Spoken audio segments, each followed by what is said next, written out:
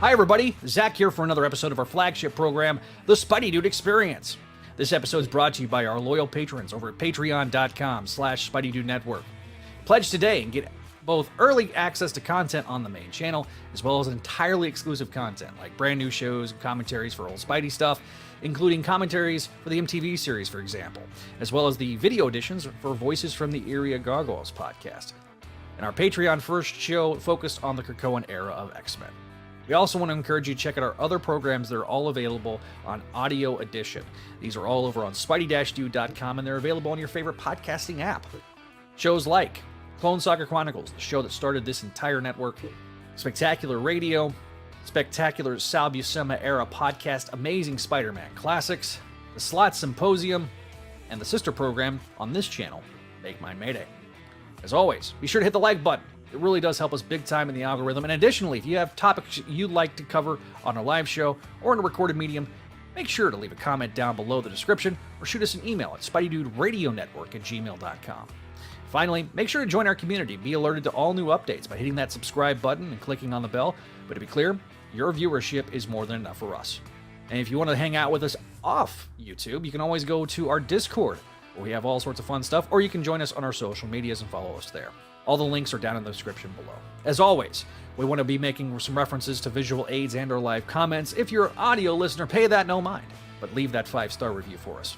Any and all feedback we will read on future episodes. Thank you, and without further ado, let's get rolling with this episode of the Spideydude Experience.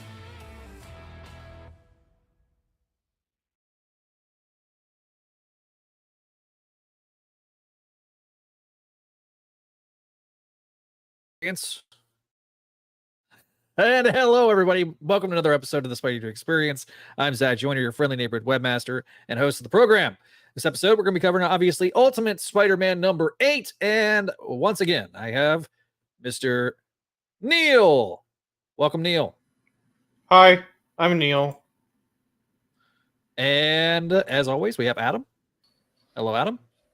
Hello, Zach. And Javi. Welcome back to Javi. I guess I'm not Ultimate. One of these things is not like the other. I mean, hang on. Let me change your name because I love you and you're Ultimate. There you go. You're Ultimate Javi now. Oh, no, you know what, Walter? I don't want to hear your lip tonight. I'm not in the mood.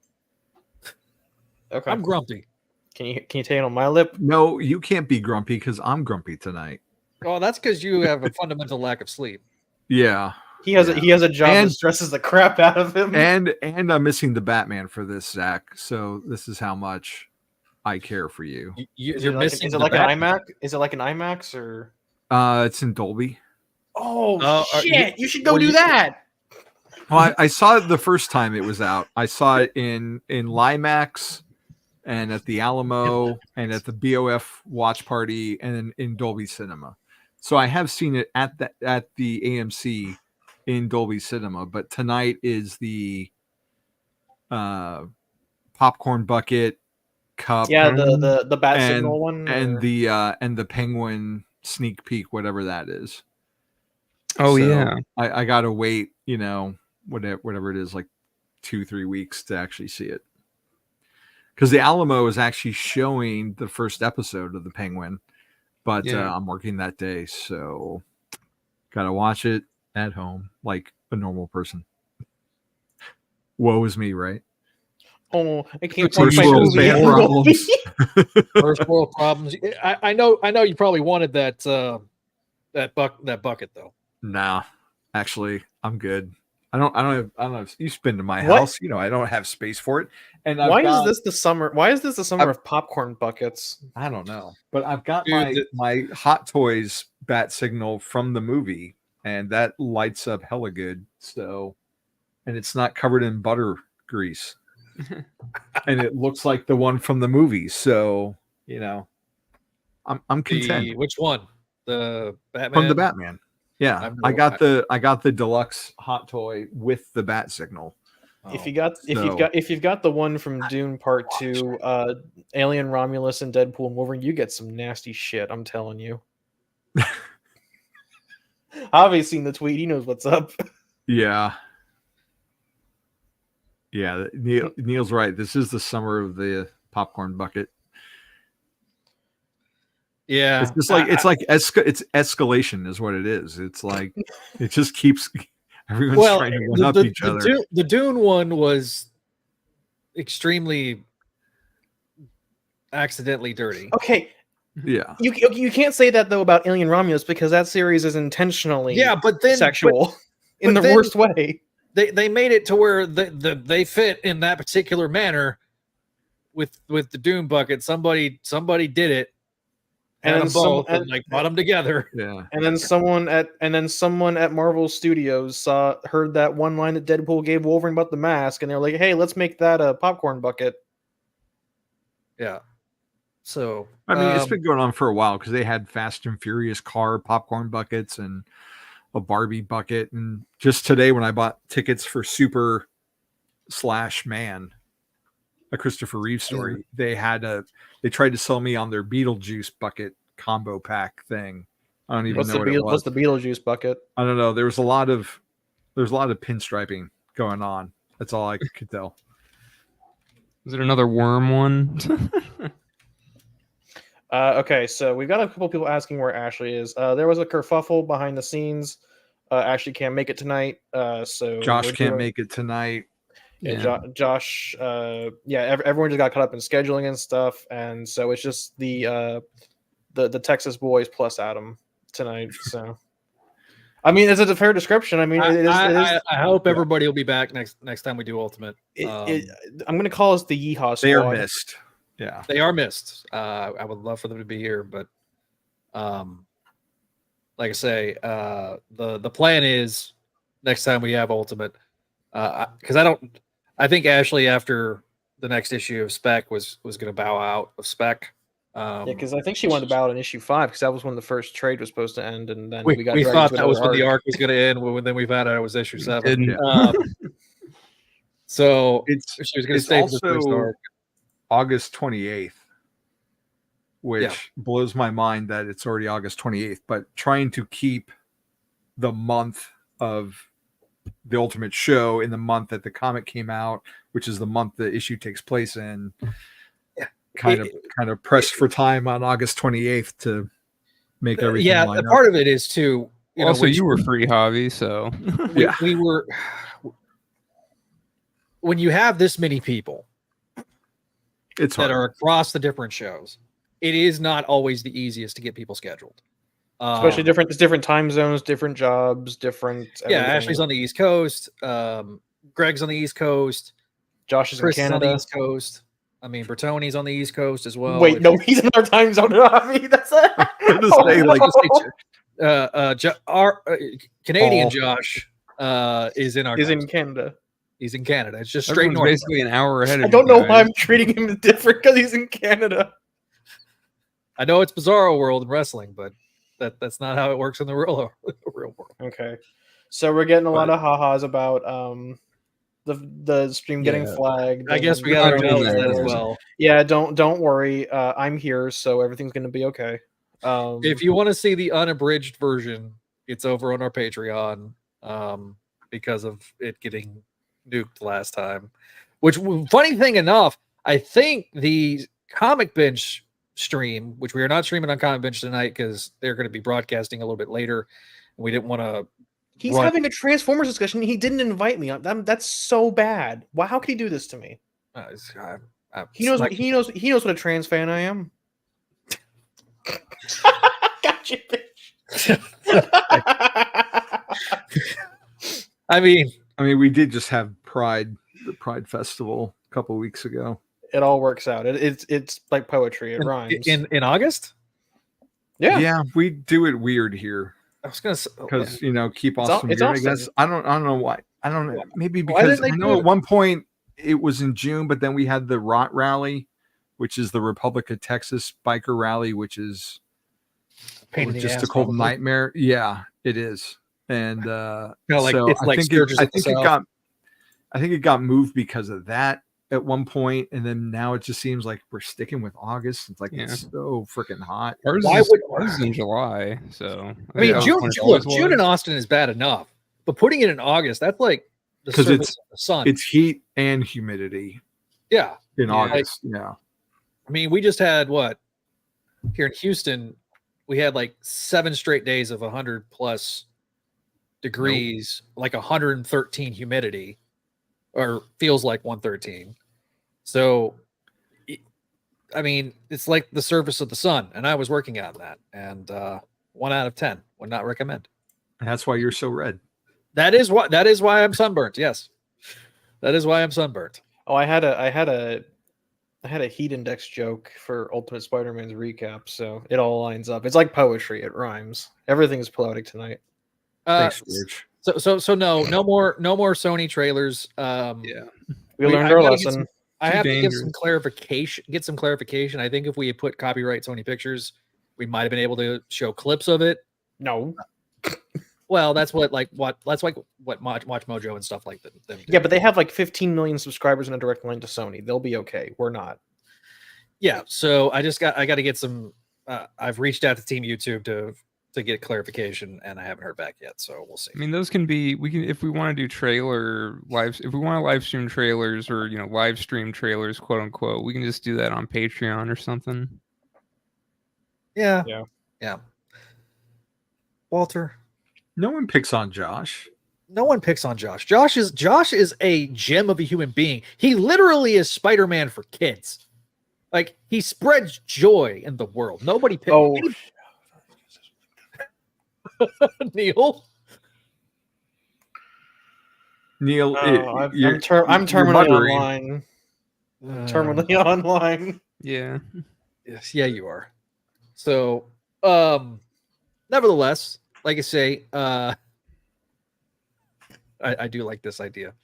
Vinkman says he hopes Neil edits last week's episode with a little stick figure drawings in place of the Craven trailer footage. Zach doesn't pay Neil enough for that. Yeah, that's a lot of work.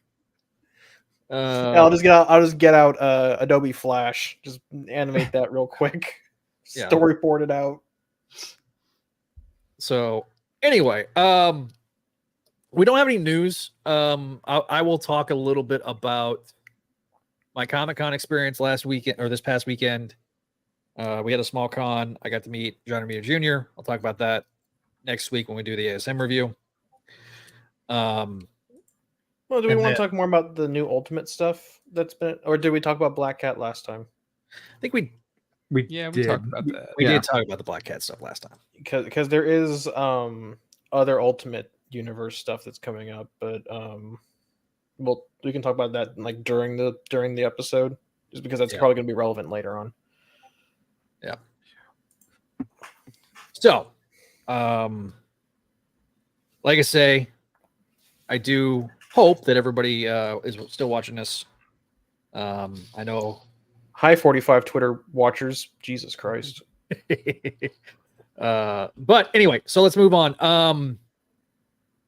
So yeah, next week we'll talk a little bit about the con experience. I'll talk a little bit about that on Make My Mayday. Speaking of Make My Mayday, really quick before we get to like the main bulk of the episode, please leave voicemails and emails for the show. We're going to be doing more of a feedback episode this next episode on Sunday. I think we're going to do it at either 3 p.m. Central or 3 p.m. Eastern. I got to get the time correct from Kelly. I'll post that on the different platforms. Also, of note, we have a backup Instagram account because sometimes I keep sharing personal stuff on the Spideydude account, which is not intended to have personal stuff on there. So at Spideydude Official on Instagram. Yay. So, anyway, all that out of the way. Neil, let's talk Ultimate Spidey. All right. Of Picotech and Armor, Ultimate Spider-Man number 8, written by Jonathan Charles Hickman and Marco Daredevil Shishetto, is on art, and Matt Wilson is on colors. So I just want to point out, for the first time, we have a data page in a Hickman book. Once again, his record is unbeaten. There's a cast list. I wish ASM had a cast list. The past 2 issues would be nice to have that, I think. Yeah. To make the recap page a little more interesting. Yeah, you've got MJ, Watson, Parker, PR guru, their children, the other one, and May. Gwen Stacy, Ben's business partner. J. Jonah Jameson's Ben's business partner. Yeah, okay. You got me. It is August. As we see on the heat index, everyone in Washington, D.C. is dead. It's 102 degrees. They're all dead over there. So we cut to Peter Parker with his shirt unbuttoned, pondering his orb, and a picture of Aunt May, which is, I think, the first time we've seen her before she got glassed in Ultimate Universe #1. When MJ comes in and says, "Hey, Stud Muffin, here's some exposition about our kids having the same birthday month. So we just have all their birthdays on the same day." And Peter says, "Oh yeah, I'll get the cake and the candles and stuff. Anyways, go away, woman. I'm pondering my orb." The orb looks back at him and says, the orb ponders back. Yeah, the orb. when you stare into the orb ponders back. Yeah. And the orb has decided to give him a little bit of sass because it is a clone of Peter. And it says, "Hey, Peter, I'm definitely not going to be Venom in the future. Say hi to the kids for me." Got some real Black Manta energy to him. Real suspicious. So Peter... do that, Hal. So Peter's like, "Okay, we're going to talk about this later." Bye, orb.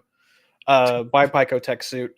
And it cuts back to about 3 weeks earlier, where Iron Lad has emerged from a portal. And rather than having heroes misunderstand and fight each other scene, Peter goes, "Hey, I got some questions about my suit. What the hell is this thing?" And Iron Lad explains to Peter that it's his dad's most advanced creation. It's the last thing he invented before he vanished into the city during Ultimate Invasion. And Iron Lad explains, "Well, I needed to give something special to the person at the top of my list." And Harry's like, "What list?" And Tony goes, "Didn't you read Ultimate Invasion #2? There's a whole list of people who are important to the plot that are missing. I'm fixing the world. Who the hell are you? Why are you wearing my armor?" And Harry's like, "It doesn't matter." And then Tony does the thing from Ultimate Spider-Man #3 where he just unmasks Harry without his permission. Basically, Harry and Tony go back and forth about, "Oh, you stole my birthright. Your family's a bunch of traitors. F off." And Harry goes, "Where was I on the list? What about me?" And Tony goes, "Well, what about you? Bye. I'll see you guys. I'll see you guys later." The cover should have had Green Goblin on it. Yeah, it should have been. It should have been Iron Lad and Green Goblin fighting, not Spider-Man. This cover is very misleading. Anyways, back to the present. Peter and Uncle Ben are at the bakery, and Uncle Ben says, "Hey, so I brought my boyfriend to your kid's birthday party. I hope that's okay. I told him there'd be free beer." And as Peter and Ben and Jonah are leaving the bakery, Peter gets an offer from the two to join the paper. Basically, I guess, be their photog. The first mention of Peter having a job since this run started, which is great, I guess. At arcades, I would not bring my children to arcades having read Avengers Arena, but that's just me. Some fun times are had. Peter does like Dance Dance Revolution with his... What are those machines called? It's not Dance Dance Revolution. Yeah, no, it's DDR. Okay. It was DDR. I don't know what it is now, but it was like DDR. there's like a name for the machine, I think, like the specific type of machine. But Jonah kind of begins a sort of protege relationship with the other one, and he gives Richard a copy of a book that he self-published way back in the day. He has a name. I just forgot what it was. I just forgot for a second. we have an internal name for it, but we can't say it on YouTube because reasons. Anyways, I'm Richard's like, "Hey, this is pretty fucking cool. Thanks, Jonah." And they have a wholesome moment that Reddit will post all over and use to go "F you, Zeb Wells." And then meanwhile, at Fisk Tower, Kingpin assembles his Sinister Six, which, in a really cool twist, is the 5 heads of the boroughs that he personally handpicked, or like he kind of handpicked them. It's kind of implied that he made the final choices. So you got Mr. Negative, who runs the Feast Center by day, and by night does like mass terrorism with his armed and masked goons. You've got Walter Hardy, aka the original Black Cat, who wore a very revealing V-neck. Jesus Christ, look at that hair on his chest. Makes a point that his wife passed away several years ago, retired and took control of the Bronx. Basically does the original Black Cat shtick where he does it for the thrill rather than for the money. In comparison, you got the more dangerous Sergei Kravenov, who was ousted by Ilyana and Peter Rasputin during the Maker's little timey-wimey changing bullshit. His stated goal is to kill one of everything. And then enter Mysterio, aka, I'm guessing, another 616 drone, because why not? He does a little bit where he grows a little bit just to freak out Walter. And the final member of his cabinet arrives, the Mole Man, who is your oldest and most loyal compatriot. And Wesley tells him to watch him closely because the most trusted always have the longest knives. And Craven's just like, okay, so these spider dudes, or the spider dude and the Green Goblin, do we catch them or kill them? And I almost said Mr. Negative. Kingpin says, let's make a game of it. To be continued. Okay. All right. So, we finally get some forward momentum. Sounds like. The Javi, what are your thoughts on this? As we see our viewership count continue to go up. I think there's always been like forward momentum. We just see little dots and dashes of it, but I think some of the critiques we had last issue, like things that we wanted to see, we got to see in this one. We have the typical Marvel cover of here's the two heroes fighting, but it's not really what happens in the story. And I thought that the way Hickman staged the story, the way he structured it, because we kind of did end on a cliffhanger last month, and the fact that we only see a month at a time, I liked how we got the conclusion in a flashback later on in the story, instead of structuring it where we just picked up in July and then jumped to August. I liked how he made it a flashback. And it was just solid all around. We got to see Peter and MJ. We got to see Peter interact with, his extended family. And, we got to see our new Sinister Six, which is intriguing. I like all the designs or redesigns in some cases. And, what are you going to say about the art, man? It's just shadow. Gorgeous. Yeah. It's like part of half the fun of this is just how amazing the visuals are in this book. So I have no complaints there. It was just a fun, exciting read, and still my favorite Marvel book. So there we are. That's the long and short of it. I think I don't want to say the monthly format is like starting to hinder the book now. I do think it's starting to kind of like restrain it, I guess.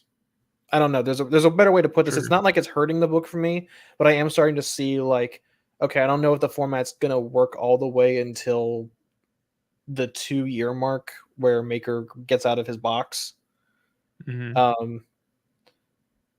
I do like you said, Javi, the use of the flashback from the cliffhanger on issue 7 where Iron Lad comes out of the time portal and going back to catch up. I thought that was a really good use of the flashback format. The hairy stuff I forgot to mention. The hairy stuff is the best stuff in this book. Okay, so I got into a kerfuffle on Twitter about this where I don't think the family stuff is uninteresting, but I think that the hairy stuff is way more interesting. Like, this is a man who is in real time. We're watching learn he is not the main character. And I love that.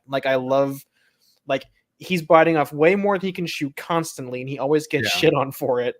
And it's finally coming to not necessarily hurt him, but he's slowly learning the hard way. Brother, you're not the lead here. And it's gonna make it better when like Peter finally steps up. I mean, he's stepped up, but he's gonna like step up. Be when the that guy moment on the top happens. of the list. Yeah, when that moment happens, whenever that's going to be, hopefully, like, we'll probably start seeing it with the Sinister Six fights. It's going to be like, yeah, let's go. Yeah, anyway, But like it's going to be very satisfying. I think the Harry stuff is easily, like, the stuff between Tony and Iron Lad is easily the best part of the book. And again, I like the family stuff. The family stuff's nice. It's just kind of undercooked, I think. Well, but then you have, like, you do have Peter having a nice conversation with Jonah and Ben about the paper, and then you do have Richard having a nice moment with Jonah. But I just thought it was funny that, like, it's Jonah telling Richard about responsibility and everything. It's like, shouldn't Peter be telling him this? Anyway. Well, I kind of like that Peter doesn't, like, knock that lesson into his son's head because he hasn't really learned it yet. That is true. But you would also think that, like, a father would tell his son just in general, like, listen, son, you know what I mean? It was very much a dad conversation to me, like. But I like that Jonah has dimension to him. Like, they could have easily leaned into him being like an old crank. And and they almost did with the book. It's like, oh, classic Jonah. He's being, like, really selfish, but then it's like, oh, well, I tried to do this and I basically failed, but I did it anyway, so I could say that I did it and it was out there. And yeah, that was a good one. That's like a classic Jonah moment. Jonah. Do we know about his family in this universe? Is there a John? I assume he's on the moon with the Maker's flag or something. Yeah, I don't know. Because sometimes it's hard to, when you've been reading Spider-Man comics for like 40 plus years in different continuities, be it different universes or TV shows, movies, etc., video games, it's like, what do I know from this particular universe and what in my head am I auto popping with previous continuity? And it's like, what does it mean for this Jonah to see a part of himself, not the arrogance, but to see a part of himself in young Richard and be like, oh, I remember feeling like that when I was a kid and I want to be fatherly to him. It's like, does he have a John, and was it similar to the relationship we're familiar with? And this is like a character growth moment for him, because there's always a thing between, like, parents, like, across generations, like how parents treat their kids and then how parents treat their grandkids. Like they handle them differently because there's a different responsibility there. So, like, is Jonah really strict and Jonah-y with John, but then more loving towards, grandson of Richard, like whatever the dynamic may be? Because Peter's like a second son to him slightly. Yeah. Or, but then you could also say, like, if he doesn't have a family here, then, like, Peter, he kind of, like, he's like trying to ingratiate himself in. He kind of, like, he's at the party. Yeah, he kind of, like, maybe he didn't really have a family. I mean, we don't know, but, like, maybe in this universe, because everything's kind of askew, like, he didn't get that family, and then he took Peter under his wing at the Bugle. Everything's kind of a coin toss in this universe, because we know some things, but like we've said before, the Maker kind of mess with everything, so we don't really have a definitive answer. On a person-to-person level, I think it's more that Jonah sees a lot of himself in Richard, as far as Richard being a very lonely person and very solemn. And I think that's him trying to say, like, I don't know if it's him trying to say that, hey, Richard, avoid my mistakes and kind of get ahead of things while you still have time to do it. But I did enjoy that sort of dynamic between the two of them, that Jonah sees part of him in Richard. And I'm hoping to develop that relationship going forward, because, to be honest, I don't think that there's a very strong dynamic between the family members. I don't want to say it's like window dressing or anything. Not yet. I feel like there isn't quite yet. There are some, like, there are bonds, like May and Peter have a strong bond, and obviously, Peter and Mary Jane love each other, so. But you know what I mean, though. Like, we haven't seen a lot of that, like, on panel, and, like, it's interesting that Richard's first real connection, as far as, like, his place in the book, is with Jonah. as a mentor figure. I was gonna. It's one of like Richard. One of the most relatable moments of the book. Thinking about it is like when Richard's like, "Well, this is how it is in high school. Is this how it's always gonna be?" Like, and Jonah's basically like, "No, it's gonna change." Yeah, it's Anyway, I like that. getting a job kind of hardens you into a real person.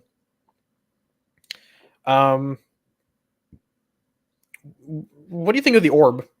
his orb pondering. That's definitely going to be Venom. Yeah. I like the callback to Secret Wars 8 and having it default to that shape. I thought that was fun. It's good. Well, and he especially in this anniversary year. And it, blows up his arm. Yeah. Yeah, Paul. Quit missing the shows. Just kidding. Love you, Paul. I bet. I think one of the flaws of the issue for me, it's not like one that impacts my grade. I'm gonna give it an A just to put it out there, and everyone's free to just because I like it. All right. Yeah, I mean, I like it. For me, I think the Ben and Jonah offering Peter the job at the paper, to me, kind of felt a little flat as far as its execution, mostly because we haven't really seen Peter do a lot at the Bugle, so we don't really recognize the stability it provides for him. And that's maybe where the flaw of the monthly format's coming in, is that we get these snapshots in time for certain parts of Peter's life, but we don't really get to see a lot of his work life. And I think that the discussion that Robbie and Jonah had in was it issue 1 when Ben gets laid off as editor in chief and Jonah leaves with him, Robbie stays mainly because of his pension. And that's I think, I don't want to say Hickman was, not to get too deep into the Hickman fascism commentary, but people will stay in places that stifle speech for stability. And part of me wishes that there had been a bit more of Peter in that stable environment for him leaving the Bugle to mean something, I guess. Look, I mean, the people stay at jobs they don't like it for a long time. They stay at places they don't like for a long time. And that is extremely relatable. My dad stayed at the same plant that he worked at for 25 years because he was terrified that if he left, my sister wouldn't have insurance. And so, and his plant got sold 8 times while he was there for 25 years. So he had 8 different hats that he ended up wearing while never leaving that general area of that plant. So it's extraordinarily relatable. I guess my point broadly is that we as readers are not meant to condemn Robbie for staying at the Bugle or Peter because of that stability, right. even if doing the right thing like Jonah and Ben did and leaving when the messaging changed or the narrative changed under Kingpin's leadership. We're not meant to condemn Robbie for choosing to stay because he's an older man. He's got a pension to look forward to. And for those that are that close, I mean, Javi, you work in the public sector, so you got public sector pensions. There's a lot of people that they do their 20 and then they're done. As soon as they get to that 20 year, they're like, I'm out because it's that exhausting. I got 2 buddies that are 12 years in on as police officers, and they've basically told me, they're like, we're done after our 20. If we can't rank up, we're out. So I completely understand that for Barabi. Because I'm assuming that they have a really great plan, even though it's sort of blood money, right? The Stark Stain money. Yeah. I appreciate, Neil, that you've got this perspective that I don't, because this is probably the most Hickman I've ever read that I'm aware of.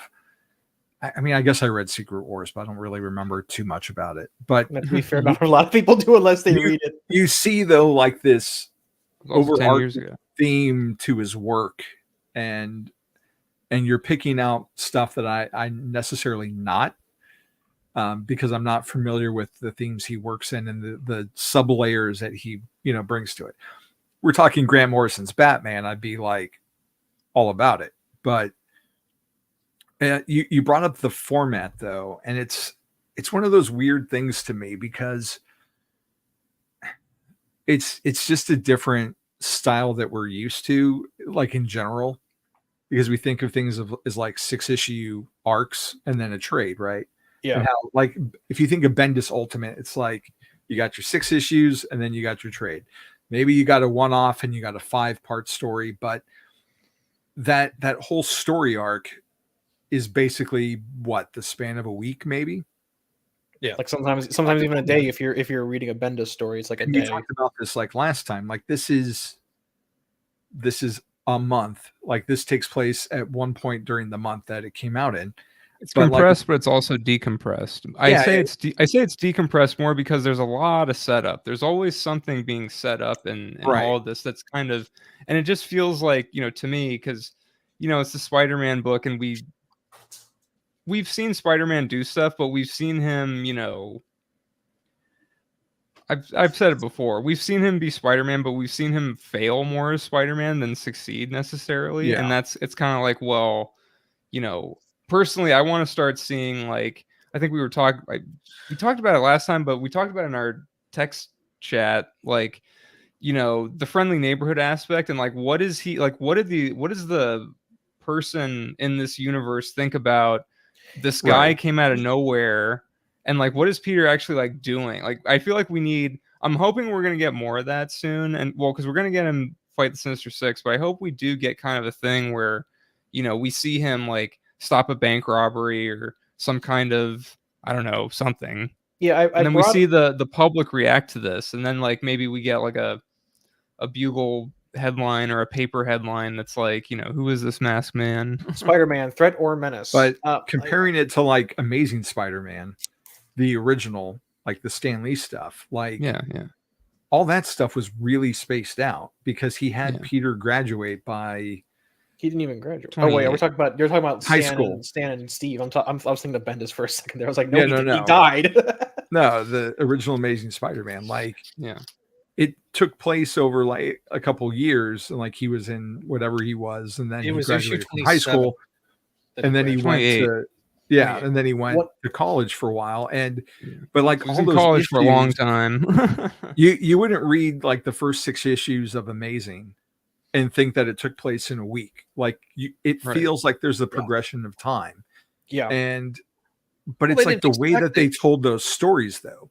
Like to Adam's point about decompression, like this isn't decompression like Bendis.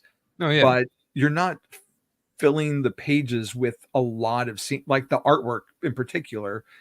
Like Ditko did a lot of not 9-panel grids, but there was a lot of stuff. He did do a lot of 9-panel grids, though, to be fair. Lots of little different scenes on one page. Yeah. And we're getting like half that. So in some ways, it kind of feels like we're getting half an issue. So maybe that's why it doesn't feel fulfilling in some regards if you compare it to like another monthly book. Because you brought up monthlies, Neil. Like, well, outside of like some main characters like Superman, Batman, Spider-Man on occasion, like comics are a monthly thing. Unless you're one of the big characters that has a continuing storyline going across multiple books, or like ASM, which is by whatever, whenever they can get it out. Like it's a different beast. So it feels weird to be kind of waiting for something because we're anticipating it so much. But I mean, at the end of the day, it's the same as in 1962 in terms of like the pacing. I feel like in terms of a chronological time element. It's just we're not getting as much substance as like Lee and Ditko crammed in because of just how they made stories back then. Yeah, I think going off of that, Shishido does a lot of establishing shots, which does eat into page space. But there's also a lot fewer panels per page than like Lee and Ditko did, because like on the average page during the Kingpin scenes, there's like 4 to 5 panels per page. Respectable. Not saying that there's anything wrong with that panel amount, but there's a lot more use of negative space, I guess is the best way to put it, where Shishido is letting the story flow a bit more. I guess that's maybe where the decompression is, because there's like one and dones, but within the story itself, there's a lot more negative space to be filled out. And a lot of it is establishing shots. That's just like, I would say that's like the nature of the medium today and modern artists, basically, is just that's how a lot of them tell stories. Like there are some that are kind of, and admittedly, this is a Hickman staple. If you read like House of X or Aliens versus Avengers just came out today, there's a lot of establishing shots that are like take up maybe like a third of the page. And that's just a Romita. Talking about establishing shots, John Romita Jr. I when I got to do the meet and greet, he kind of talked about, somebody brought up Jim Shooter, and you know, a lot of times when you bring up Shooter, there's the controversy that surrounds Shooter because Shooter is a very polarizing figure in Marvel history. But it was interesting what Romita Jr. said. He said that he loved working for Shooter because A, the royalties program was instituted during his time, and that helped out a lot of artists. But B, that he thanks. Like what the But B, he did establish he basically wanted an establishing type shot every other page. So on every 22 page story, every other page, instead of every 5 pages, it was every other page. And it allowed him, he said it would make him do an establishing shot that fed into an action scene and things like that. So he said it really kind of changed his mindset on how to do establishing shots. And I kind of feel like Chichetto does a similar thing.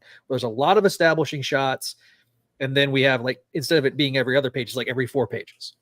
So I think, one, artwork is great. I think we haven't really said that, but I think it's mostly implied. For me, I kind of feel like this is going to be like a 16 to 18 issue series. Right. And I kind of feel like we're almost I say 24. Yeah, I'll say 24 at most. Yeah. Maybe a little more, but we'll see. Right. But I feel like the idea, this almost feels like a very long event, the universe itself. I think we've talked about this. Yeah. Well, and the reason why I'm thinking like 18 issues is I kind of feel like now we're getting all the setup, and now we're going to get to the meat and potatoes of like Peter having to fight the Sinister Six. The Black Cat element now is coming into play, all those things. And so I liked how quickly we got to meet the Six. I like the use of Kingpin, organizing the crime. And I like the five boroughs being the other 5 members of the Sinister Six. Brilliant choice. I think that's a great way to reframe them instead of just like, oh, here's all Spider-Man's previous rogues that we've never seen on screen, like the Suicide Squad movie. Here's let's take the 5 boroughs, give them each a crime lord, have them come together. Here's our 6. Bam. And, I know some people are like, oh, Mr. Negative. But again, as I've said in other... Mr. Negative's fine. It's fine. I like the character, but my experience from him is the game. Well, I was about to bring that up because... He's very realized in the game. And yes. the games. And, And I think it's, again, this is designed for the mass market. Yeah. And to maximize that, you got to put the characters that are now extremely well known, like Mr. Negative, which makes it such a disappointment because we're going to talk about this next week. The rumors about the Sony. Real quick, Exiles. The movie? Yeah. Mr. Exiles Negative movie? Reach kind of taps into something that I kind of maybe, I'm not sure if anyone else agrees, but we're 8 months deep into the career of Spider-Man. It doesn't really feel like it. And to me, this kind of goes back to the argument that I was making in our group chat that like the first Raimi movie, where we get like on the ground, introspection from people like they got the subway guy doing the little bit. You got like the prostitute saying like, oh, that's hot. A bunch of random guys like, oh, my brother saw his like these on the street angles and perspectives of what the hell this guy is. Like which came from the original Stan Lee comics.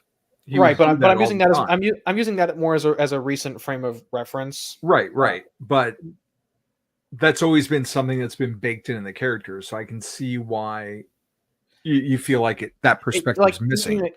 Fisk Tower got bombed by Green Goblin and this random guy.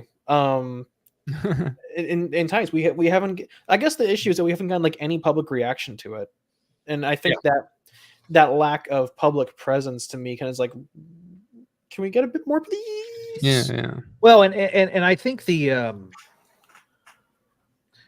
man. Real quick, Zach. I was just thinking, like, I feel like so many people wanted, I've seen comments like over the years. I feel of like, people want kind of like slice of life superhero books, and this is kind of that. And again, I think we have been. It's almost been 20 years that we've gotten multiple ASM issues a month, and I think we've gotten so used to that as like Spider-Man fans that getting a go book back to the 90s. Yeah. When it was titles that were all telling the same stories. They were all interconnected. I don't know if you've heard of it, but they did this story called the Clone Saga. Yes. And it went from amazing no, never heard of it. To web to Spider-Man. Never heard of it. Narrative. 30-year anniversary this year, right, Zach? Yeah. Beginning of the saga. Yes, the 30th anniversary. God. We kind of talked lifespan of this series earlier about like, Zach, you said like 18 issues. Adam and I are kind of on the fence about 24, just because, Ultimate Invasion, Ultimate Universe set the countdown at about 2 years for the Maker to come out of come out of the city. And I think that, once Hickman wraps up, once that timer winds down, Hickman's going to come back to not necessarily Ultimates, right? But he and Camp are going to kind of wrap up, not necessarily, maybe not the universe, but this particular 2-year long arc in the same way that Ultimates started 6 months after Ultimate Spider-Man started, and has 18 months remaining until the Maker comes back. So I got a question. Okay. For the Ultimate Neil, because you're the Hickman guy. Okay. Does this run the gamut and have the potential to be like what happened with Krakoa, where it's so commercially successful that it outlives Hickman's original vision? Okay, so there's a bit of context to this that I'm not sure if this is going to be a brief history lesson for behind the scenes of Krakoa. I promise this will be brief. Basically, House of X and Powers of 10, the two lead-in series, were so popular, and the initial wave of X-Men titles for the Krakoan age were so successful that editorial basically overwrote Hickman's plan to have Storm and Black Panther have like a Messiah child to enter the Dominion and save Krakoa and humanity from the machines led by Nimrod. But it was so popular that they extended Krakoa long past its original end date. Inferno, I think, was supposed to be the end of it. Does that sound familiar, Zach? Sounds very familiar. I got Vietnam flashbacks when we talk about it on Books of X. I've never been to Vietnam. Anyways, all right, CCR. My point here is that I think COVID was the like perfect storm, because Hickman realized the viability of the X-Men wave or the X-Men line, and was like, okay, we need to get all these people on X-Men books because that's what's being saved right now because the line is so popular. Right. I don't think that Ultimate is so popular that they're going to oversaturate the line. For one thing, we've only got 4 titles. Compared to like X-Men, it's like 10 it's at the time. Only so popular that we're on like the 8th printing of Ultimate Spider-Man #1. Right, but I don't think they're going. I don't think the circumstances around Ultimate are extenuating enough that we need like another wave of Ultimate titles to warrant another wave of titles and tinfoil hat time. Like, what if it is finite and he's going to wash his hands of it, but he's going to do like a Marvel Crisis on Infinite Earths and blow everything up and merge the 616. Do a time for the soft reboot on Secret Wars is what you're saying, Javi? Do a rebirth kind of thing, import Ultimate elements over into just mush everything together. That would be nuts. I don't know. Part of me says you never say die for one thing, but like I said, tinfoil hat totally tinfoil hat. I get the sense of it that happening or not going off the end of Secret Wars, where Hickman was like, "Okay, I'm done. I'm leaving. What's that? A big pile of money for doing X-Men? Sign me back up, baby." But after getting the X-Men vision, I don't want to say pulled away from him, he kind of willingly gave it over to editorial to leave. I think for him, they can continue the line without him, but he'll probably leave.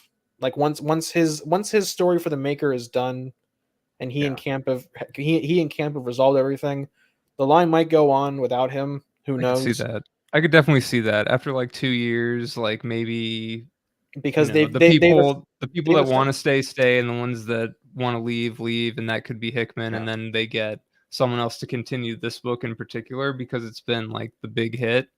They've established a ticking clock. Like we have an explicit idea of when the Maker leaves the city. So like in how long is it? 12 months or 16 months, I think, is how long we've got left until the Maker leaves the city. And Exiles we see the white smoke from the Papal Palace, and then we get a new Exiles makes the similar point that Hickman has learned his lesson from Krakoa. Let him tell a story, and then once he's gone, they can kind of do whatever they want. And whether or not that involves... and we kind of sort of talked about this when when Alan Fine came out with the discussions with the retailers about the changes that they're making institutional wise. I think where every series, is going to be at least 10 issues, unless it's like actually advertised as a miniseries, like Curse of Cain or whatever the miniseries came out the day was, the Chasm story. Baja Blast and the Banishing of Hummingbird. What? You want us to? If you want me to talk about that, we'll talk about it on the Amazing Show. Just because, we'll let you have that one. So anyway, the okay, real quick, Wesley. This guy's like a Daredevil Netflix creation, right? Like, I'm surprised how there was a guy. I think there's a guy. There is a character in. He was in the Affleck movie, so he predates. He was in Miller's Run, I think. Okay, I think he was from Miller's Run, and he was also used whenever Kingpin. Is he the same guy as the Arranger, or is that someone else? No, that's someone else. I think that's someone else, yeah. But the Ranger was a Kingpin guy, right? Arranger was sort of. Hammerhead's guys. Arranger was Richard. No, Arranger was the guy. He's like bald and has glasses, and he got killed. This was Conway's '80s run. Well, he was. He started. I found out. I didn't realize this. He was in DeFalco created him, I think. So he interacted, I think, with Hobgoblin and Rose. But Conway used him a lot in his 80s. Yeah, he got killed off when Conway was doing both Web and Spectacular. I remember that now. Real quick, Leland Orser played Wesley in the 2003 movie, so that was before the Netflix show. Wesley. And I assume he came from the comics, but I don't. I think he's in. I think he's in Born Again. The comic. James Wesley, Earth 616. Daredevil 227, October 85. That's Born Again, I believe. That was would have been that era. So he was the lawyer who always hung around Kingpin for any last minute orders, typically given in private. This made him the second most feared man in Kingpin's organization, considering those orders could include when somebody was to be unalived. You use the proper term here on the YouTube algorithms, though it included mundane tasks such as when he was asked to help locate Nuke. So I real quick, I just want to go to the Iron Lad Harry discussion, because I think it's an interesting. It's for one interesting crossover between the Ultimates, because it's explicitly Iron Lad showing up and saying, "Hey guys, I'm back," but it's also to me an interesting contrast between how Harry and Tony view their fathers. And I was talking about this in the group chat, that I think Harry is a man who is, unlike in 616, where Tony is haunted by his own actions, Tony is haunted in this universe by everybody else's actions, specifically his father's, because Imagine like waking up one day and finding out your dad is like one of the reasons the world is so shit. And how that kind of impacts a person. And then contrast that with like Harry, who I don't want to say idolizes his dad, but like, he's constantly trying to live up to his dad's vision. And the Norman AI, I'm going to call him Norman GPT, for lack of a better term. Harry chose him, and I think that kind of plays into how Harry is like, manning up, I guess, for lack of a better term. Like Norman is constantly like goading Harry on a certain view of masculinity, for lack of a better term. And meanwhile, Tony is forging his own path, unburdened by his father's role in the world. By what has been. Yeah, unburdened by what Exactly. has been, while Harry is constantly weighed down by his lack of closure and lack of living up to his father's expectations. Right. And listen, you and I we've talked about this obviously in our group chat, but and you mentioned it already. The bit where Tony's like looking at Peter and going, you're special. You're special. And then he goes to Harry and he's like, you're not. You're not. He's like, what about me? What about you? I don't even know who you are. Like, who? Man, Gives that's me so that good. vibe. When you think about it, though, that's going to be so good for later. Like, oh man, Like it makes me wonder what's going to happen with Harry. Like, the easy thing is like Harry turns into a villain, but I'm wondering like if he doubles down on like trying Hero's to be journey? a hero. Yeah, trying to but double he just down makes on... everything worse. Which, if you remember the turn between Harry and before Demetrius got a hold of him, He was trying to be a hero. he was trying to be a hero, and then Peter kind of was like, "GTFO, Yeah, this is too big for you. you have a family. Don't do it. Don't do it." Peter trying to help, but ultimately, kind of accidentally causes his best friend to lose his marbles, and so, that was something that Conway did during. Speaking of Inferno 1.0, that was during the Inferno storyline. So like the seething jealousy that you start to see over time with Harry, like in the 616, now kind of is uniquely positioned, I think, in the 6160. Yeah. And to go back to your tinfoil hat thing, Javi, I'm going to expand upon that. Here's what I think. If they do it, they'll do it right around Secret Wars.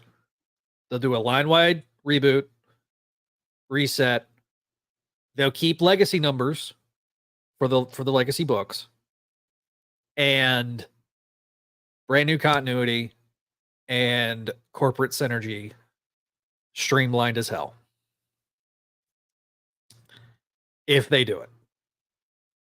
Marvel is to try to avoid doing this like the plague, but they're about to do it with the MCU, where I think the X-Men and the Fantastic Four will take center stage as opposed to the Avengers. I just see it happening. That way they can recast younger and newer characters. Outside of Infinity War and Endgame and Black Panther, their highest grossing movies are 2 multiverse movies. So thanks to Sony and Deadpool, Wolverine. It's funny. Everybody talks about Deadpool and Wolverine being a multiverse movie because it is, but it's like the close to me. It just felt like the closing of a chapter. Yeah. Of like, okay, we are now closing the book on the Fox and New Line and Sony stuff that we got the rights back to, because Daredevil was originally at Sony, or was he at Fox? Was he at Fox? He was Fox. It's a Fox movie. Okay, so New Line. Blade was New Line, and yeah, Fox was Fantastic Four and Daredevil. It was Ghost Rider and that was X-Men. at Sony. That's right.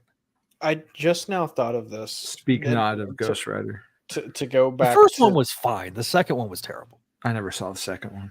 It's to kind of keep the line of thinking on the Iron Lad stuff. I didn't think about this until just now, but I think it's interesting how Harry frames Tony's how he frames Tony's family as like a company run by traders.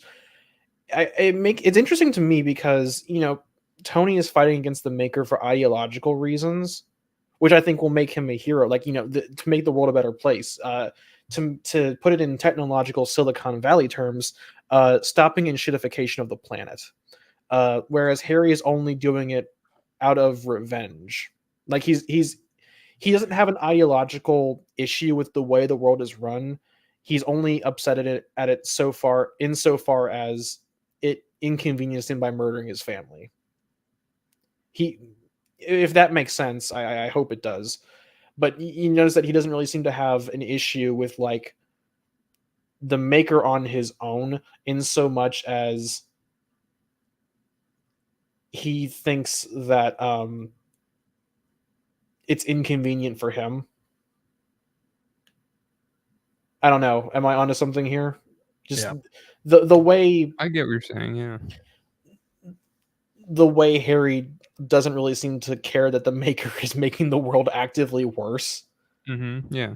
And he even frames like Tony's dad as a traitor. And it's like, why, if you and your dad are on the same side, why are you so ass mad about his dad being a traitor? Like, you guys are Right. In theory, they're ideologically on the same side. And I'm wondering if that's a slip by Hickman, that Harry's crusade isn't necessarily driven by entirely wholesome inclinations. It's more revenge than anything else. Yeah, and I'm wondering if that's Vengeance. where the line between Peter and Harry is going to be drawn, in that Peter is special because he knows what's right inherently, and Harry's only doing this for revenge. Yeah. I don't know. Do you guys have any? Adams has, but the rest of you guys. No, I like it. I like it. I like it. I like it because eventually, you know, the conflict is going to come to a head. Yeah. Yeah. By the way, these alternate covers are freaking gorgeous. So I love this cover. This is really, really good cover. I did point out that did I talk about Tony's relationship with his dad? Because I think that's important to understanding the relationship that he and Harry have, and in that Harry and Norman had a very fraught relationship, whereas Tony and his dad had a very loving one. But it's like I said, it's like waking up and finding out your dad is actively helping make the world worse. And I think that's an interesting relationship he has with his dad compared to Harry with his dad before he got atomized. Can I kind of and Harry looks up to Norman in spite of his abuse. Right. Mm-hmm. What were you saying, Zach? Yeah, there are times, I think, in every, especially father-son relationship, where there's a moment where you realize that your father is unfailingly human. Because boys tend to idolize their dads. Mm-hmm. And it is extraordinarily human of Tony, because he was close with his dad, that there may be that one moment where it's like,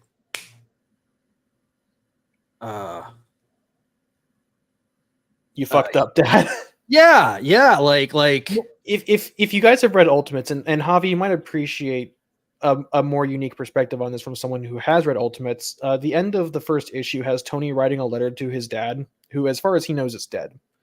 And he basically says, I don't condemn you for not being there. I condemn you for not being there while you made the world worse. Your complicity your involvement and complicity has made the world a worse place, and I condemn you for it in that respect. And I think that I wish we had somebody that also was like an Iron Man historian here, because I don't know how much his dad plays a role in like the 616. We obviously know what he does in the MCU, but like, yeah, I think in the comics, I'm not admittedly not a huge Iron Man Andy, so I don't have the exact knowledge, but I think that the implication was that a lot of Howard's negative traits imprinted onto Tony in 616. And that's what I was talking about earlier, in that 6160 Tony isn't haunted by his own demons in the same way that 616 Tony is.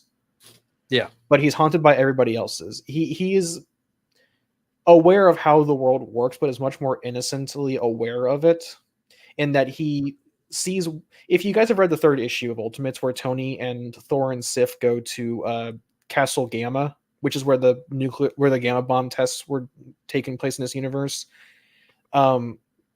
He expresses a lot of fascination and wonder at the world he's discovering around him, but kind of quickly learns the horrific origins, or he's aware of the origins, but isn't aware of like the horrific implications and consequences of those actions.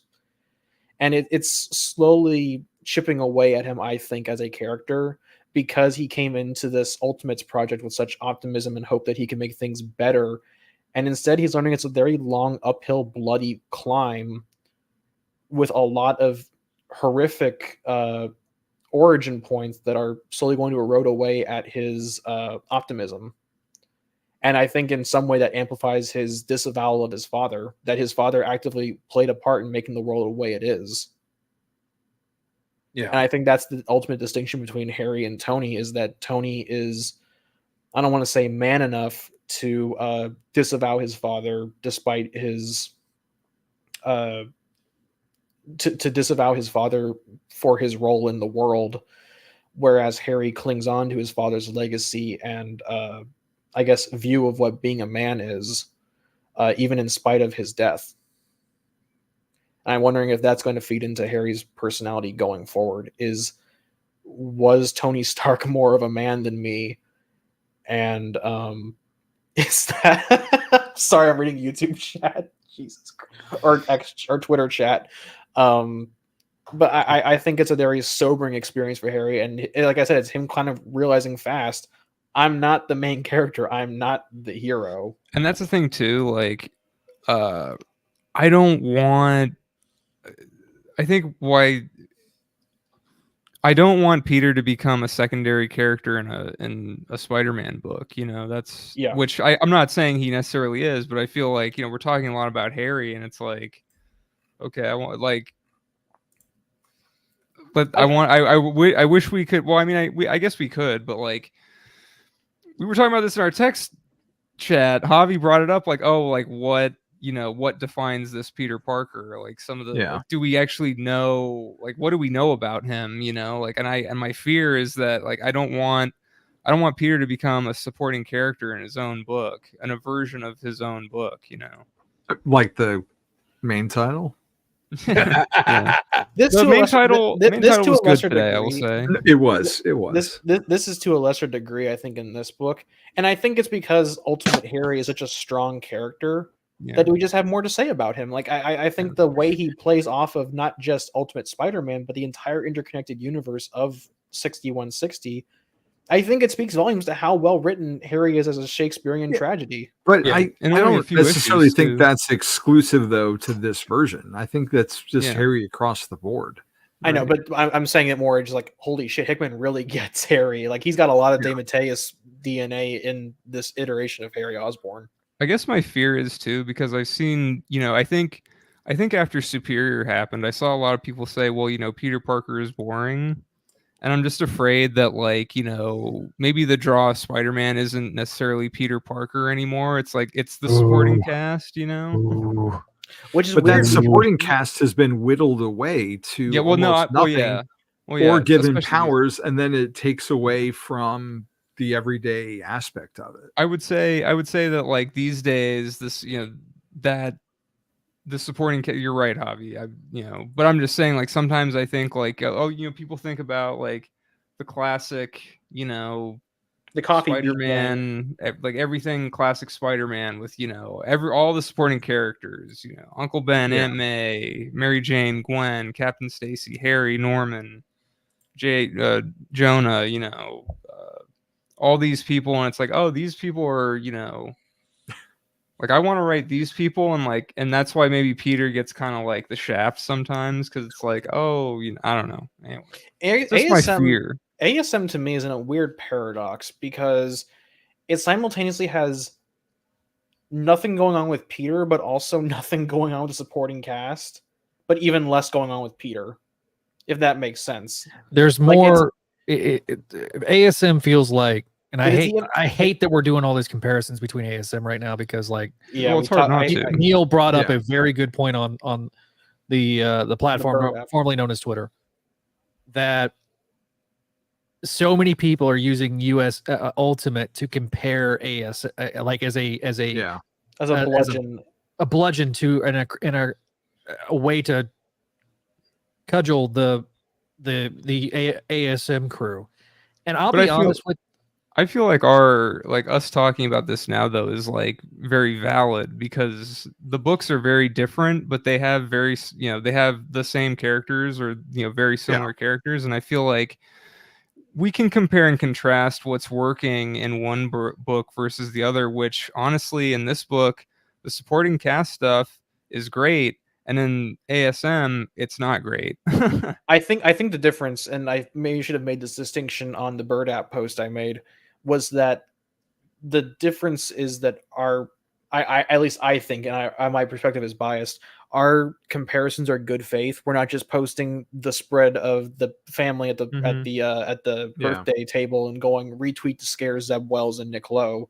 we're making constructive comparisons between plot points and individual components of these runs and examining what works in Ultimate and comparing it to why it doesn't in the main run.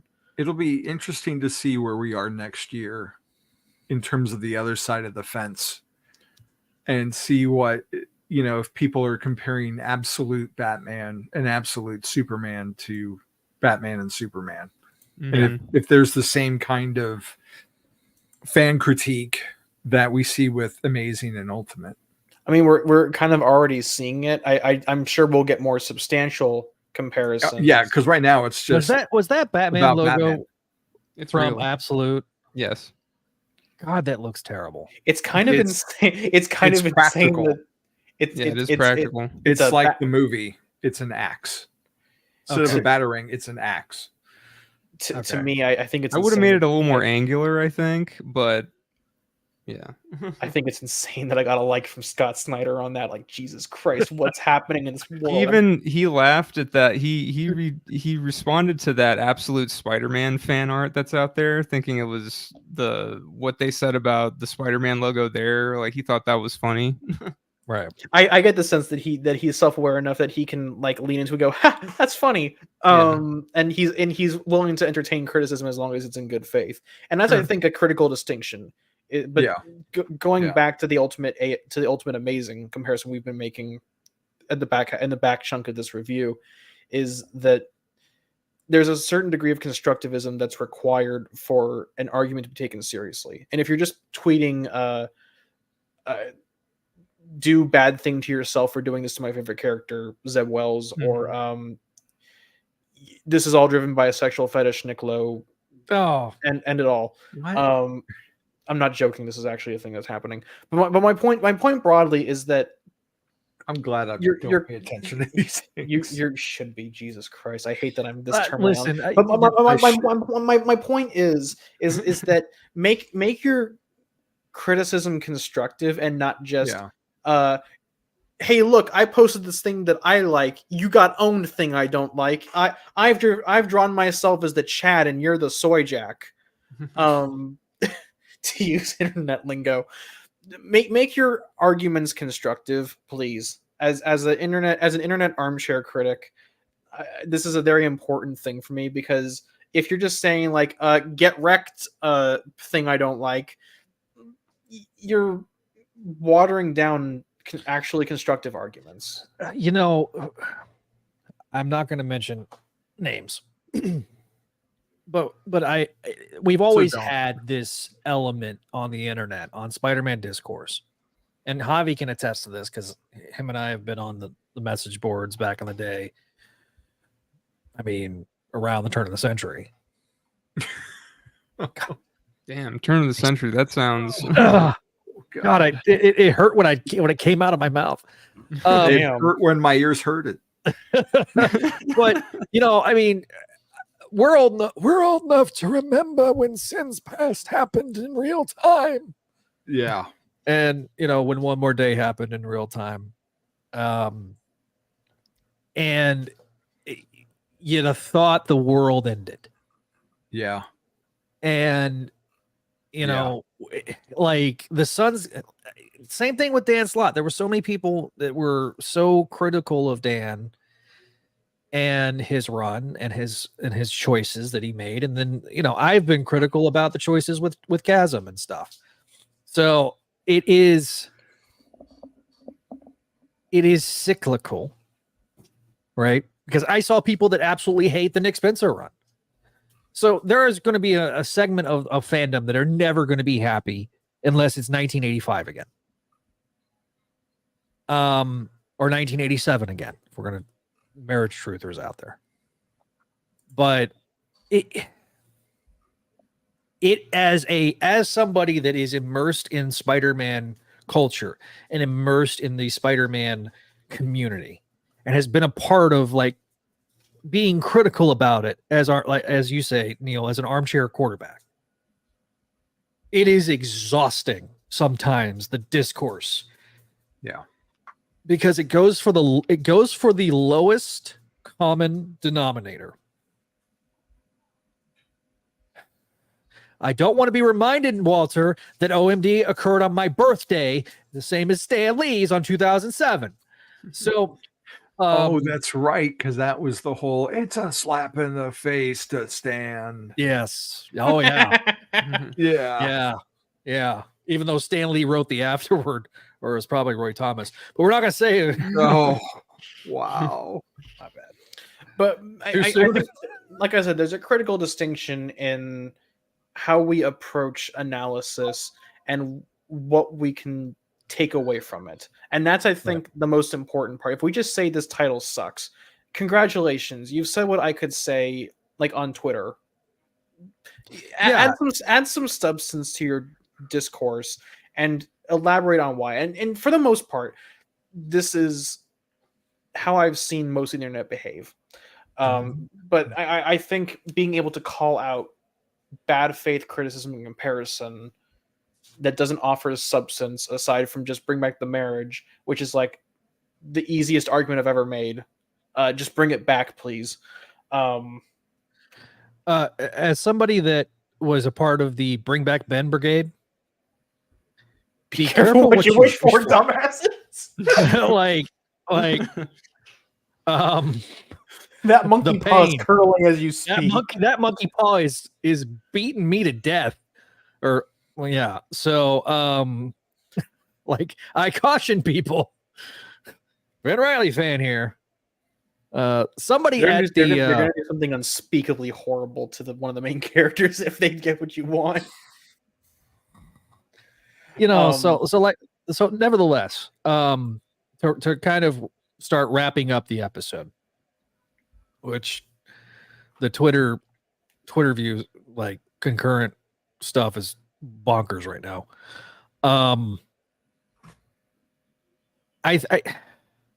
There were some questions that were asked, so I do want to answer them because I kind of put out the call for questions.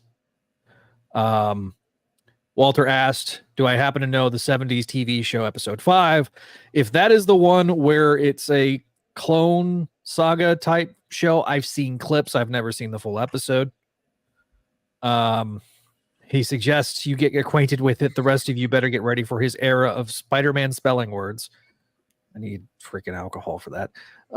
So Tevye asked like a Sonic 3 question, but I kind of told him to put that in our AMA. We do have an AMA over on our Discord. You know Link what? is down in the description.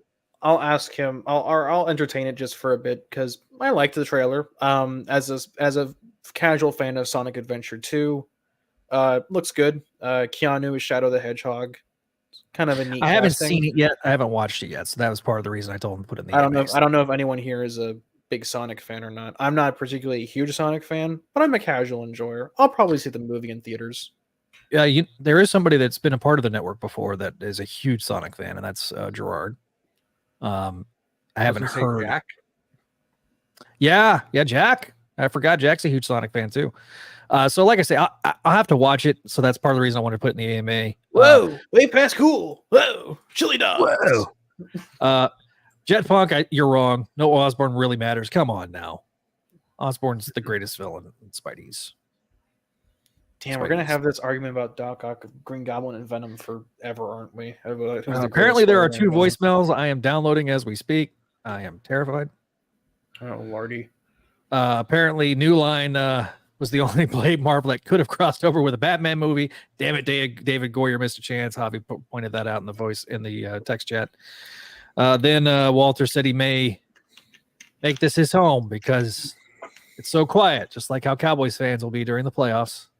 Just because you have a modicum of hope, because you got the number 1 overall pick with a new quarterback. I'd love to see how well he does in the regular season, and I'm willing to eat crow. So Tevia asks a question that's actually relevant. But the Venom symbiote from the Ultimate Universe is with Peter now in Ultimate. No, this is Picotech. They've already established this is a technology-based Venom. That symbiote died, I think, in what was it? Venom number 21 during Cates' run, or it was at some point during the Absolute Carnage tie-ins, because that was the symbiote that Maker combined with himself to form like the Life Foundation hybrid. Picotech. Sorry. Pico. All right. What is going? Why is Siri suddenly saying Pico? Because I don't know. It's an audio aid for pronunciation for Neil. All right. You're in Texas. Think Pico de Gallo. Okay. When you go to get a taco or Pico. burrito, or put on your chips. Yeah. That's a good one. All right, so let me go through more of the start because I went through and tried to grab all the questions. But yeah, turn your notifications off. I don't think there's any correlation between the 2 ultimate symbiotes. I mean, it's not a symbiote. It's a tech suit. It's a tech suit. Yeah. It's basically the nanotech. It's basically the Iron Man nanotech. Yeah, it's basically like what Tony wears in the films. Apparently, the bottle of fire water behind Neil has gone way down. No, it hasn't. I swear to God, if this ends with like Walter sending me like a I was going to say before and Walter after needs to screenshot this episode and the last Ultimate Spideydude and like it see superimpose them over each other. And for all I know, the Texas heat has evaporated what's in the bottle. But I haven't touched that bottle. Yeah, I haven't, especially if the Texas heat is evaporating the bottle inside your home, you need to get your AC repaired. So Tevye does ask, is the Maker going to be pissed when he escaped, and will he go after Peter and Mary Jane's Yeah, kids? he's going to be pissed. He just spent like 1,000 years in there. Well, because that's the Merlin beard from the Sword of the Stone. He's gonna come out like Rita Repulsa in Power Rangers. His giant. His xenomorph head's gonna be even longer than the last time we saw him. It's gonna be massive. Why would he go after the kids? Because Peter didn't put him in that. To be fair, Maker is a petty little bitch. So, like we've established across this podcast, that as long as Hickman has wrote him, he is public enemy number 1. And he's at the top of he's at the top of the list. Yeah. So to play devil's advocate, it also doesn't help that this is Exile saying this. Doesn't help that editorial kind of made it a point to be like, see, this doesn't work, and people respond with, actually, it does actually. Haha, you suck. Yeah. And to be fair, I'm not excusing the creator's behavior for this. Shit, he's going to. He's gonna, and I can't do anything about it. I will never send Neil Fireball because he likes him. I will send him a bottle of Grand Minor, which is some good stuff, which is I think is Scotch. Sure, okay. I don't drink anymore, but okay. I'll let my grandfather have it. Well, you got to have at least one drink on air. He's a wine guy, but I can probably talk him into drinking. I think Grand Minor is a malt liquor. No, I think it's a malt Scotch. Hang on. I think it's a Scotch. All right. Beckman. I just saw his Cowboys. It's a liquor. It's a liquor. It's a Yeah. liquor. No. It's a Remember, the cognac. Cowboy star isn't a logo; it's a rating. It hurts. So Grand I Marnier hurt is a cognac. Well played. Is a Beckman. cognac. Well played. Oh, cognac. Oh God. Yeah, that you gotta have a taste for cognac, in my opinion. I've tried cognac and it's woo. Isn't it like 40% alcohol? Doesn't drink A lot of alcohol is. Walter's got to be fair, this bottle has been on my shelf for a year without being touched. Like it's been moved and stuff just to clean the desk, but it hasn't been opened in like a year. Yeah. So all right. I'm in the process of adding Walter's 3 now voicemails. Oh my god. Are we sure these are suitable for? Yeah, is this gonna be safe for work there, dude? Because like I always also, I'm not sure if he's gonna tell the truth when he says yes. Well, this is what happens when I don't get a chance to listen. Maybe we vet these just a little bit. From the transcripts, it's just him talking about like the because there is a transcript, so I have at least. Oh, okay. All right, so here's the first voicemail. A 45-second intro. Can't you just say thanks for calling into Spideydude Network Calling in? What? show? It's the Just voicemail. saying. That way I don't have 3 minutes to sit here and yammer on. Yeah, it's Walter. Okay, guys. Let's be fair here. Currently, you have 110 views on X, which, quite frankly, not that hard. So Now she said. you're watching. Holy shit, he got you. That's why it says $500 for 100 views. That's YouTube, because X has bots, but not a big deal. You get 100 on YouTube and 100 on X at the same time without anybody sitting there trying to do it, watching YouTube and X at the same time, like I do. I'll give you $1,000. Oh wow. Wow. Not well. Until you do, once you do, have 100 on YouTube and 100 on X, you will get $1,000. Holy crap. And I'm not going to do the whole time limit thing like Zach and his cosplays. Oh, by the way, for I'll those give of you you a who whole have been paying year. attention, You the get 100 on deadline. YouTube and 100 on X at the same time. I That's don't know how to pause it. I'll donate Turn it down. $500 to the show. All right, just so you're aware, the timer for the Patreon, in order to get Zach to shave his head and dress like the Green Goblin and say he loves Jackpot, that ends this month. So on is there a 31st? Yes, Yeah. there's a 31st. So on the 31st, that's your last day. So Yeah. All right, so that's our first voicemail. that's your last day to make Zach look like a fool. Yep. Here's the second one. I had time to take a shower, go to the bathroom, do some air in the car, Oh Zach, shit, he's the Wow. Joker. all during that intro. Anyway, Ah! I just want to say, like, comment, subscribe to help with Spideydude's YouTube algorithm. Let's get to 100 concurrent views on YouTube, because you can't really depend on X, because that's just how many people. What are you view. doing in the background? 100 concurrent views on YouTube, I will donate $1,000 to the Spideydude Network. Good luck. All right. I'm gonna have a stroke. That sounds like a threat. I had time to take a shower. Oh wait, that's the same one. Okay. Why are you so obsessed with the shower? I hang on. I think He's there's got one good more. hygiene. I don't think we should penalize that. No, Uh, I'm just saying, like, Zach's very enthusiastic about playing the one about the shower. God. Okay. I don't know, because the thing is with these voicemails is when I download them from Google Voice, because I use Google Voice for the voicemail line.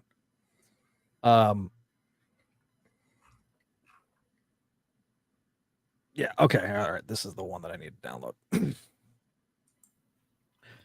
think. Let's see if this is the right one.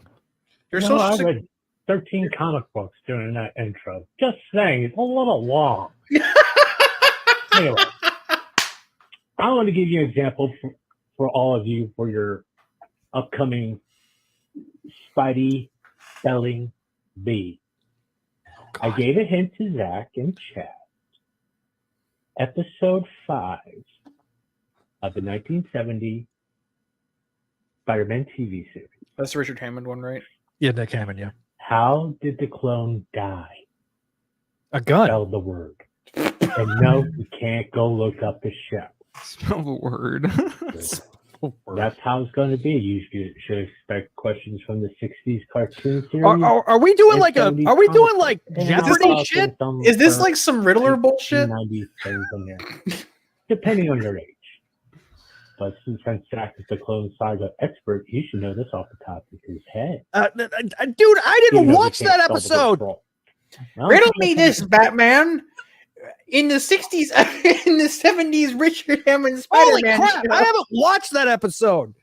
I've watched the clip where it's like, "I'm you, you me, and this is a pew pew." He doesn't say pew pew, but riddle me this, Batman.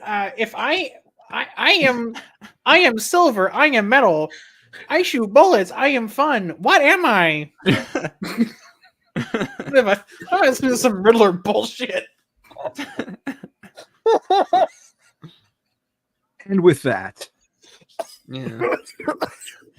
okay, it was apparently not a pew pew. But That's hang on, great. you kind of reneged on what you said in the chat. Like all of a sudden, you're making these new rules. Anyways, here's some patrons from patreon.com/Spideydude Network. That's what the Joker does. He makes up new Our rules. sensational patrons. All right, no, I got this. Allison, okay. say thank you to Lump Moose, Master Draymond, Phoenician, RJ, Vanessa Emo, Vicky Lai. Cindy, Ed, Georgia, Greg, Janelle, Jessica, Jorgen, Joyce, Joyce. Catherine, Kale, and Laura Howard. And Allison. We And kind of Allison. skipped her. Did we not say Allison? Allison. Yeah. Okay. I did, but nobody caught it. Sarah, That's Tara, right. and Walter are our spectacular patrons, and our VIPs are Scott McGraw and Vinkman. We'll say the ones here on the screen too. Greg, Lisa, Ultimate Fangirl, EXE, Keegar, and Joey. Thank you guys as friendly neighborhood tiers. If you have not already checked out our other fine podcasts, What are you dissing Venkman for, man? And poor Scott. What did they do to you? they are the no. They are the VIPs. I am just out of Okay. breath from. Anyways, here, watch Books of X. We're making new episodes soon. We did a Greg Weisman interview and a James DeMatteis one and a Juan Ferreira interview. Those are fun. Yeah, Slot we also Symposium. interviewed we did the artist that did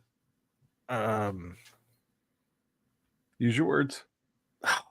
the Blood Hunt Spider-Man. I just don't have we don't have the Marcelo Ferreira. yeah, Ferreira, yeah. So Okay.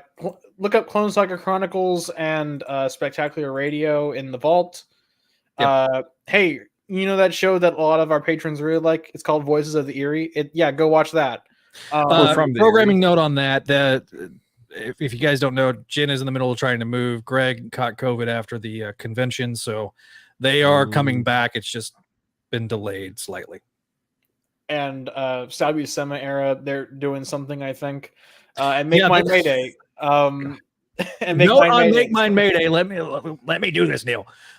We are needing your feedback. We're going to be doing a feedback episode. I mentioned it during the episode earlier, but if you missed it, we are doing a big feedback episode. So leave your emails and voicemails at makemymayday@gmail.com or Spideydude Radio Network @gmail.com. We will read that. That's going to be this Sunday.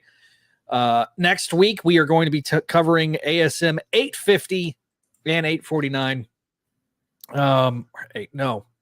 949 and 950. Yeah, 950. Follow me over at Spideydude Radio. If you're watching us on Twitter, say hello besides Walter so he's not so lonely. At Spideydude Network on Facebook, Instagram, Threads, as well as at Spideydude Official on Instagram. If you have not already subscribed to us and you're an audio listener, go find us over on the YouTube. Just like Walter said, like, share, and subscribe to the channel.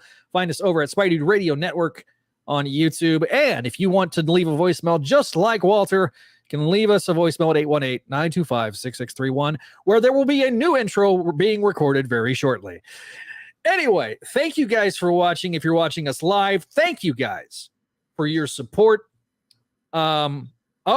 Walter has now become a VIP, apparently, live on the air.